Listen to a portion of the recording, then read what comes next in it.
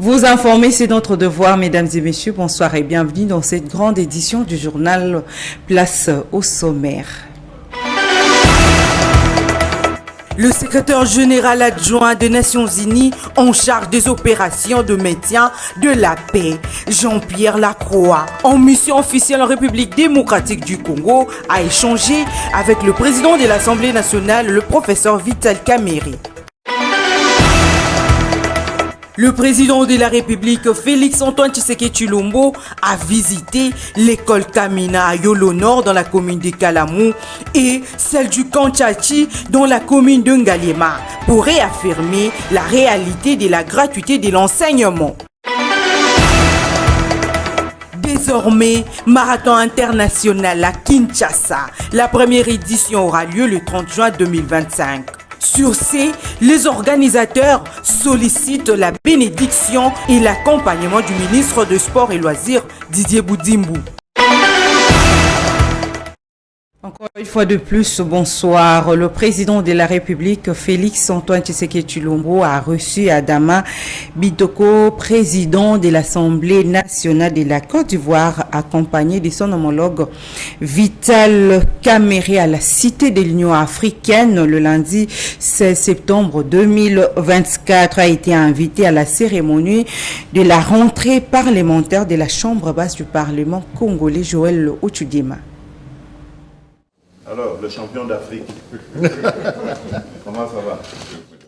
Présent à Kinshasa, suite à l'invitation de son homologue Vital Kamerhe pour participer à la cérémonie inaugurale de la session parlementaire de septembre 2024, l'honorable Adama Bitoko, président de l'Assemblée nationale de Côte d'Ivoire, a été reçu ce lundi soir par le chef de l'État. Le speaker du Parlement ivoirien était porteur d'un message de salutation fraternelle du président de la République de Côte d'Ivoire, Alassane Ouattara, à son homologue et frère congolais Félix-Antoine Tshisekedi Tshilombo. Le président de la République nous a reçus et l'aisance avec laquelle il nous a reçus, nous avions l'impression de le connaître depuis 20 ans. Parce qu'il recevait ses frères de Côte d'Ivoire, mais il recevait surtout des émissaires du président Alassane Ouattara. Et pour lui, c'était très important. Donc nous sommes venus lui témoigner toute l'affection, la fraternité du président Alassane Ouattara. Devant le parlementaire congolais ce lundi, Adama Bitoko a rassuré du soutien de son pays au peuple congolais face à la situation sécuritaire dans la partie est de la RDC. Le soutien que mon homologue Bitoko a apporté à notre pays et qui a entraîné la vague de soutien des autres États présents à l'Assemblée des pays francophones à Montréal, c'est quelque chose d'inoubliable. Et aujourd'hui, il a été clair devant la représentation nationale, devant les députés nationaux, dignes et légitimes élus du peuple. Il a dit clairement qu'il est venu pour dire au peuple congolais que la Côte d'Ivoire est à côté de ces populations de l'Est qui souffrent des affres de la guerre. Le président de la Chambre basse du Parlement ivoirien a été désigné par tous les présidents de parlements francophones pour conduire une grande délégation dans les pays africains en situation de crise sécuritaire, notamment au Burkina Faso, au Mali, au Niger, en République démocratique du Congo et au Sud-Soudan, afin d'y apporter la contribution de la diplomatie parlementaire. Toujours dans le chapitre de la présidence, le chef de l'État a visité l'école Kamina dans la commune de Kalamou et celle du Kanchachi dans la commune de Ngaliema pour réaffirmer la réalité de la gratuité de l'enseignement et l'effectivité de la rentrée scolaire 2024-2025. C'était le lundi 16 septembre 2024. Hervé Elia, Chancelvi, Lusamba pour le reportage. À l'école primaire Kamina, EP1 et EP2 de Yolo Nord, premiers établissements officiels de la République démocratique du Congo, RDC en sigle. Construit en 1945, le président Félix Tshisekedi a partagé une petite leçon de citoyenneté avec quelques élèves avant de relever quelques-uns de leurs défis. Lors de sa visite à l'école primaire du Kanchachi, qui dispose des bâtiments réhabilités grâce à l'appui du chef de l'État dans le cadre du projet des 100 jours. Le président Tshisekedi a tenu à rassurer le parent militaire de son engagement à garantir l'éducation de leurs enfants. Par cette tournée éclair, le président Félix Tshisekedi réintègre sa détermination à promouvoir l'éducation de base en RDC, maintenir des échanges directs avec les élèves et le responsable des écoles et à affirmer son engagement pour l'amélioration du système éducatif. Le chef de l'État a martelé sur l'irréversibilité de la gratuité de l'enseignement de base, un acquis définitif qui va se consolider et s'étendre bientôt à l'enseignement secondaire. Il a affirmé sa détermination à offrir aux élèves et aux enseignants des conditions de travail optimales, notamment par la rénovation et l'entretien de bâtiments scolaires, la construction de nouveaux bâtiments scolaires dans le cadre de la continuité du programme de développement de 145 territoires. À l'école primaire Kamina, EP1 et EP2 de Yolo Nord, premiers établissements officiels de la République. Parlons maintenant de la Chambre basse du Parlement en mission officielle en République démocratique du Congo. Le secrétaire général adjoint des Nations Unies en charge des opérations de maintien de la paix, Jean-Pierre Lacroix, a échangé avec le président de l'Assemblée nationale, le professeur Vital Kamerhe, ce mardi 17 septembre 2024. Suivez le reportage.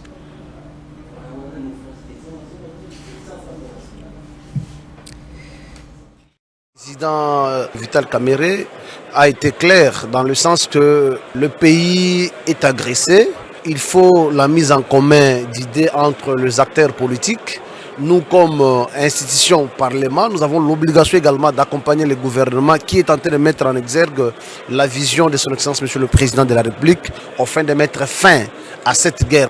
Nous avons apprécié l'accent mis particulièrement sur les questions de la bonne gouvernance, puisque ce sont des questions, une fois bien prises en compte et bien exécutées, notamment par le gouvernement, permettent, n'est-ce pas, également aux députés, qui sont parfois la risée des populations, de ne pas réaliser certaines œuvres qui relèveraient, sinon qui relèvent. Préoccupé par les retours de la paix en République démocratique du Congo, le speaker de la Chambre basse du Parlement, le professeur Vital Kamerhe, s'est entretenu avec le secrétaire général adjoint des Nations Unies en charge du maintien de la paix en mission officielle en République démocratique du Congo. Jean-Pierre Lacroix et Vital Kamerhe ont parlé du processus de paix en RDC et du soutien des Nations Unies aux efforts que fournit le président Félix Antoine Tshisekedi Tshilombo pour pacifier la partie est du pays. Le secrétaire général adjoint des Nations Unies a également salué l'engagement de la République démocratique du Congo, notamment dans les processus de paix de Luanda et de Nairobi, aussi de la pertinence de l'engagement de tous les partenaires concernés par ces processus pour que la paix soit enfin rétablie.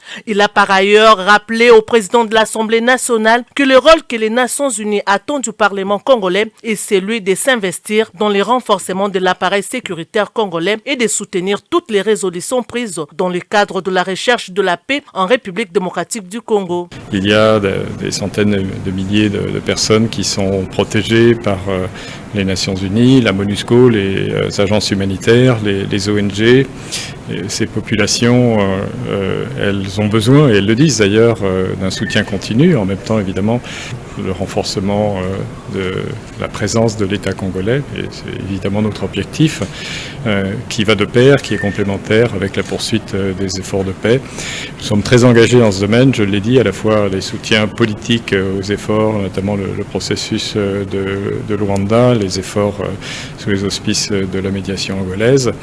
Nous lui apportons aussi un soutien opérationnel avec les moyens de la MONUSCO pour soutenir notamment la vérification du cessez-le-feu. Nous avons demandé et obtenu au Conseil de sécurité qui nous donne un mandat pour soutenir davantage, avec les moyens de la MONUSCO, la force de la SADC, la SAMI RDC. Donc vous voyez qu'il y a un ensemble de tâches qui concourent tous au même objectif, qui est de faire revenir la paix, une paix durable, à l'est du Congo et dans l'ensemble de la région. Le président de l'Assemblée nationale, le professeur Vital Kamerhe, a passé en revue les grandes lignes charnières de l'aboutissement total du processus de paix dans la sous-région de Grand Lac. Vital Kamerhe a insisté sur la nécessité de l'inclusivité de tous les acteurs dans la résolution finale issue du processus de paix déjà enclenché. Le speaker de la Chambre basse du Parlement a par ailleurs relevé le fait que l'Assemblée nationale a, à travers les élus nationaux, sensibilisé la population sur le processus de paix en cours. D'autre part, il a rappelé qu'à travers la diplomatie parlementaire agissante, l'Assemblée nationale est déjà à pied d'œuvre en dénonçant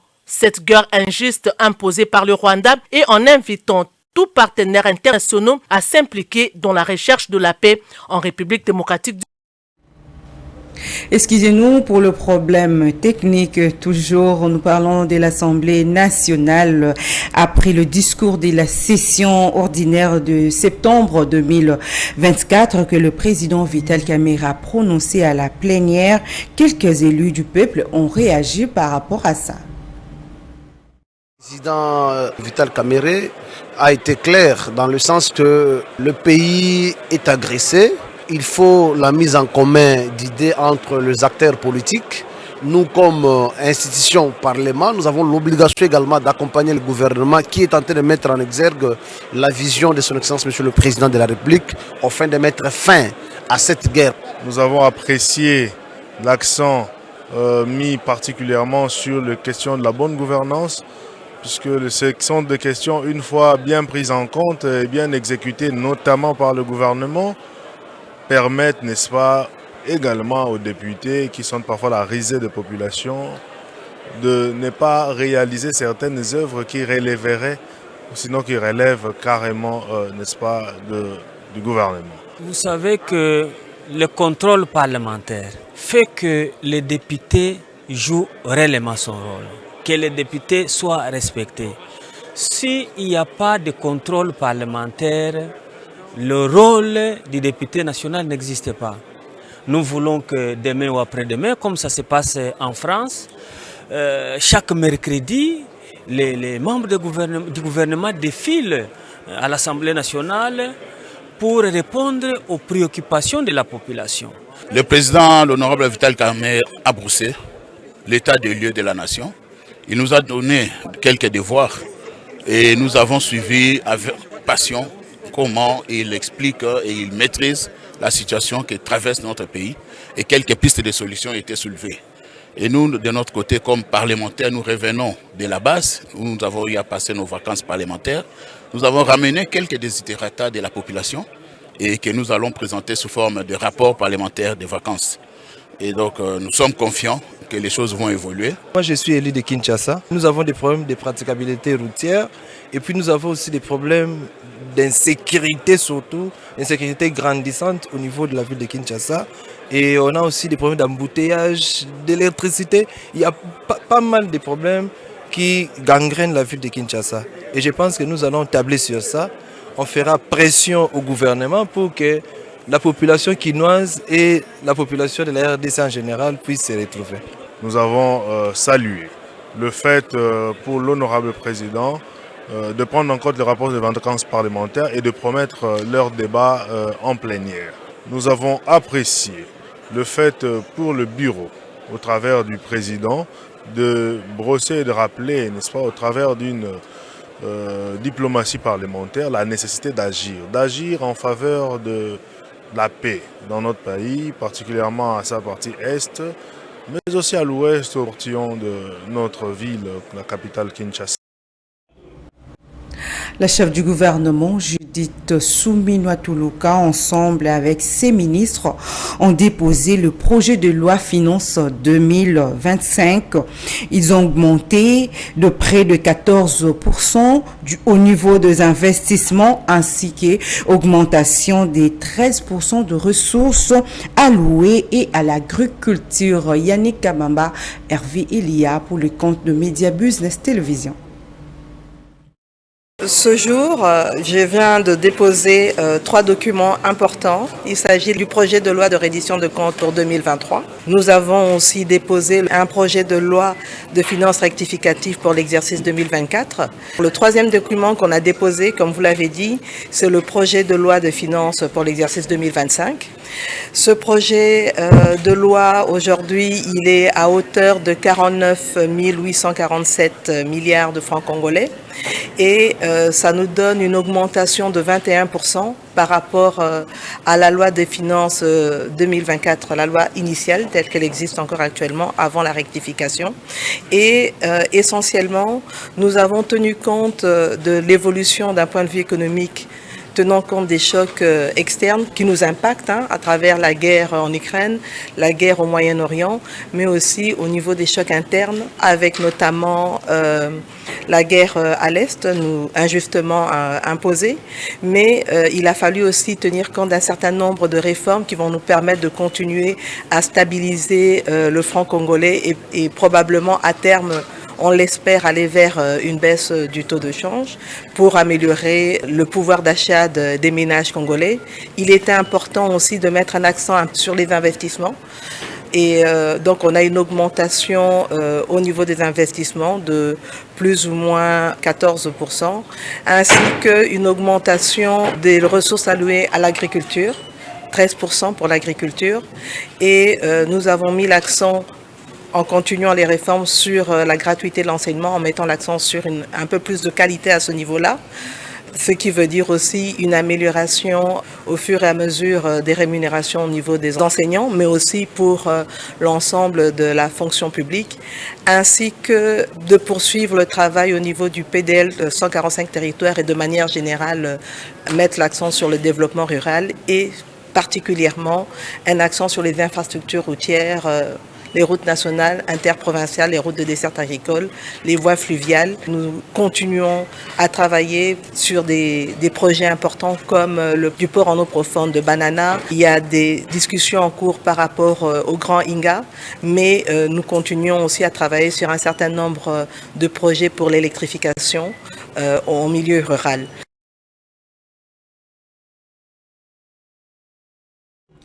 Parlons économie à présent. La Banque mondiale vient d'appuyer l'action gouvernementale dans la gestion de risques de catastrophes naturelles liées au changement climatique sur la coordination du ministère de l'Intérieur, Sécurité, Décentralisation et Affaires coutumières. Joël Ochoudjema. La Banque mondiale vient d'appuyer l'action gouvernementale dans la gestion de risques de catastrophes liées au changement climatique sur la coordination du ministère de l'Intérieur, Sécurité, Décentralisation et Affaires coutumières. Près de 200 millions de dollars sont disponibles pour l'accompagnement, les efforts du gouvernement dans la prévention et gestion des risques liés au changement climatique. Annonce faite ce lundi 16 septembre 2024 au cours des échanges entre le VPAM de l'Intérieur, Chabani Loko, Jacquemin et la Banque mondiale. Cette facilité des 200 000 dollars qui sera du reste gérée par la Banque mondiale va faciliter l'élaboration d'un projet conjoint de développement pour réparer le préjudice que, jusque-là, causé par ces catastrophes et aussi le prévenir par la mise en place du système d'alerte précoce. Toujours à l'économie, 17e édition de conférence annuelle de l'association nigériane de banques, le VPAM de l'économie, Moukoko Samba a représenté le chef de l'État.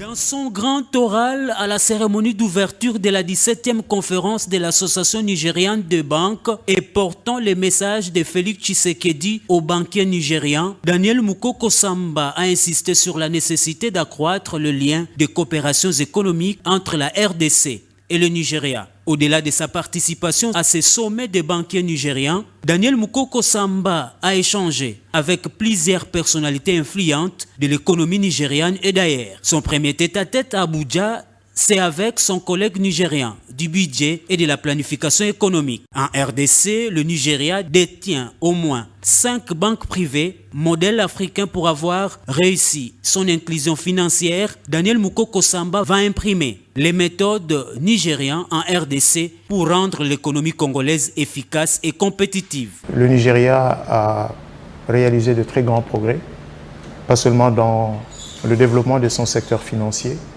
mais aussi dans les instruments mis en place dans ce pays pour financer les infrastructures, par exemple les infrastructures routières. Et donc c'est autour de ces questions que nous venons d'échanger et nous avons convenu de maintenir ce partenariat. Entre Kinshasa et Monrovia, il n'y a pas de barrières économiques. Daniel Mukoko Samba, qui a échangé avec le vice-président du Libéria, venu représenter le président Joseph Boakai à ce sommet, a insisté sur le maintien des échanges économiques entre les pays africains. Mon frère ici à côté, qui représente le président du Libéria, et moi j'ai représenté son Excellence Félix Antoine Tshisekedi à cette importante conférence entre pays africains. Nous pouvons trouver des arrangements qui nous permettent de financer des projets qui vont dans le sens de renforcer pas seulement la coopération économique mais aussi les échanges entre les citoyens de nos deux pays respectifs. Rappelons que sous le leadership du président de la République Félix Tshisekedi, la RDC et le Nigeria sont dans un programme conjoint de développement.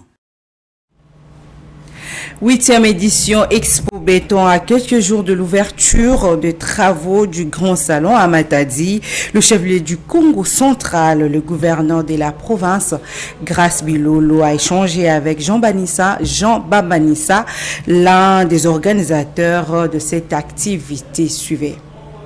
Venu dans le cadre de la 8e édition de l'Expo Béton organisée au Congo central à Kinshasa, la capitale, l'honorable sénateur Jean Babanissa Saïdi est avant tout reçu par le gouverneur du Congo central Grace Nkwanga Maswangi Bilolo lundi 16 septembre 2024 dans son cabinet de travail au gouvernorat de province. Entre ces deux personnalités, les échanges tournent sur l'organisation du Grand Salon Expo Béton autour du thème « La révolution urbaine des solutions durables du corridor ouest pour Kinshasa et les Congo central. La cérémoniale d'ouverture de travaux pour l'étape de Matadi connaîtra l'intervention de la première ministre et chef du gouvernement ainsi que du chef des études provinciales.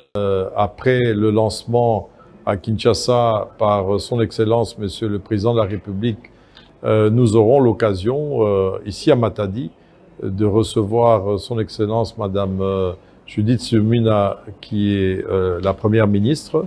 Et avec l'autorité provinciale, son Excellence Monsieur le gouverneur Grace Bilolo, nous allons lancer les travaux et les stands aussi d'exposition mercredi sur un lieu qui est emblématique, qui est le port Onatra. En sa qualité d'homme d'affaires et politique, mais aussi d'ancien gouverneur de l'ex-province orientale, Jean Babanissa Saïdi salue l'esprit managérial du gouverneur du Congo central dont il s'engage à soutenir. Nous, aujourd'hui, on est plutôt des doyens comme gouverneurs et nous l'encourageons vraiment. Nous savons quelles sont les difficultés qu'il y a d'être gouverneur aujourd'hui en province et nous allons faire tout ce qu'il faut au niveau du Sénat pour rendre le fonctionnement des provinces les plus fiables et nous donnons en tout cas tout notre soutien à son gouvernement, à l'Assemblée provinciale, à toutes les autorités de la province du Congo central et toute la population pour qu'elle puisse prospérer. Parlons justice à présent. L'attaque était brutale, sauvage et mortelle. Grâce à Dieu et au soutien du chef de l'État à vos multiples prières, il a regagné la terre de ses ancêtres. Il va continuer à travailler pour honorer le chef de l'État et ne pas décevoir le peuple congolais. Tels sont les propos de Maître Constant Moutamba, ministre d'État, ministre de la Justice. Parlons sécurité à présent. Les commissaires divisionnaires adjoints de la police du Nord Kivu appellent la PNC à appuyer le FARDC dans la lutte de la coalition de M23 et la population à collaborer avec les forces armées. Suivez. Dans une causerie morale tenue ce lundi au stade de l'unité en faveur des policiers de la garnison de Goma, le commissaire divisionnaire Abavan Ang, commissaire général et adjoint de la police nationale congolaise en charge des opérations en mission dans cette partie du pays, appelle tous les policiers du Nord Kivu à avoir une attitude de guerre dans ces moments difficiles de la guerre d'agression rwandaise. Le Nord Kivu, c'est une province en guerre, n'est-ce pas? Le ministre de l'Intérieur, par le biais du commissaire général de la police, m'a envoyé pour transmettre le message aux policiers du Nord Kivu. Lequel message? Il faut que ces policiers se comportent comme des policiers en étant de guerre. Ce n'est pas comme leurs collègues qui sont ailleurs, qui sont dans des provinces où il n'y a pas la guerre non plus. Ici, le policier doit toujours, à tout moment, avoir son esprit en alerte. Les policiers doivent pouvoir dénicher tous les infiltrés de tous ces rebelles qui viennent pour combattre la nation, afin de les mettre hors d'état de nuit. Surtout dans cette période de guerre, tout le monde doit défendre cette nation. Aujourd'hui, les Oazaliens le font. Les Oazaliens ne sont pas militaires, ne sont pas policiers. De ce quoi nous, policiers, nous devons être debout. Parlons société à présent. 3 morts, plusieurs blessés, disparus et rescapés ont été signalés suite à un naufrage survenu le lundi 16 septembre 2024 sur la rivière Kwango près du pont Kwango Chancel Lusamba.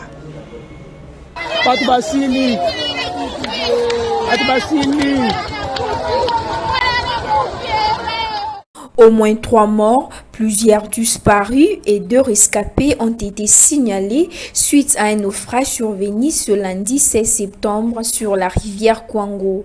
Près du village Pont Kwango, l'embarcation partie du village Tembo dans les territoires des Kasongo-Lunda à destination de Pont Kwango et Kinshasa s'est heurtée contre le Pont Kwango selon le bourgmestre de cette commune rurale. Jean-Baptiste Kololo précise que près de 150 personnes s'est trouvée à bord de l'embarcation naufragée. Moins de la moitié a pu être sauvée et les rescapés sont en cours d'identification. Des images du drame montrent les survivants luttant pour nager et sauver leur vie, tandis que quelques pirogues tentaient de venir en aide au naufrage.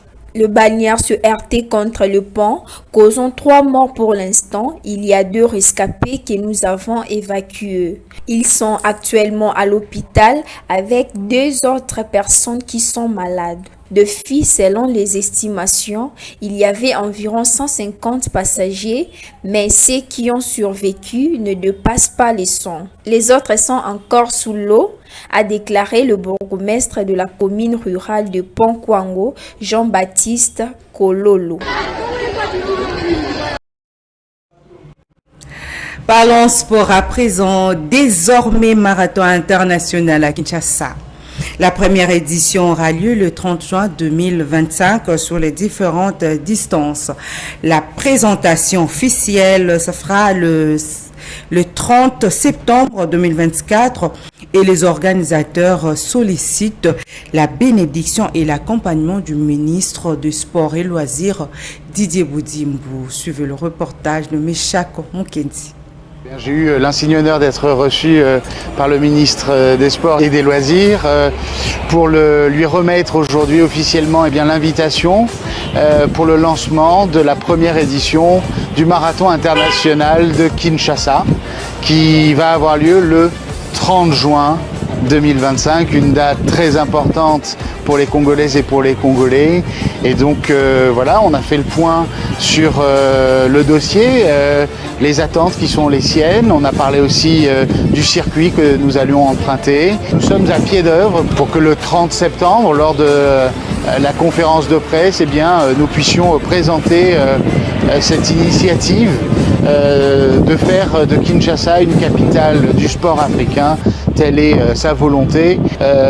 En ce qui nous concerne, Everest Media, qu'en Afrique, on a une vraie reconnaissance, un vrai savoir-faire, puisqu'on a organisé le marathon de Dakar, on organise le marathon du Gabon depuis 2013, et puis d'autres courses à succès. Le marathon, c'est quelque chose d'exceptionnel qu'une capitale se doit d'avoir. C'est la fin de ce journal, mesdames et messieurs. Place au rappel du titre. Le secrétaire général adjoint des Nations Unies en charge des opérations de maintien de la paix, Jean-Pierre Lacroix, en mission officielle en République démocratique du Congo, a échangé avec le président de l'Assemblée nationale, le professeur Vital Kamerhe. Le président de la République, Félix-Antoine Tshisekedi Tshilombo, a visité l'école Kamina à Yolo Nord dans la commune de Kalamou et celle du Kanchachi dans la commune de Ngaliema pour réaffirmer la réalité de la gratuité de l'enseignement. Désormais, marathon international à Kinshasa. La première édition aura lieu le 30 juin 2025. Sur ce, les organisateurs sollicitent la bénédiction et l'accompagnement du ministre des Sports et Loisirs, Didier Boudimbu. C'est ici que prend fin la grande édition de ce soir. Merci à l'équipe technique Hervé Elia, Meshak Mukendi et Brahms Kulumba, l'équipe rédactionnelle. Merci à Chancel Lusamba, la chef d'édition. Quant à moi, je vous dis au revoir. À nous revoir le jeudi.